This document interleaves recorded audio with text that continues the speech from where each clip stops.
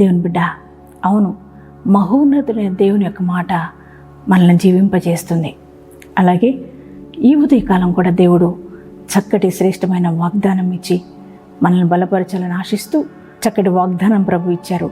ఆ వాగ్దానం ఏమిటో చదువుకుందామా? ఫిలిప్పీ పత్రిక 4వ అధ్యాయము 19వ వచనాన్ని చదువుకుందాం.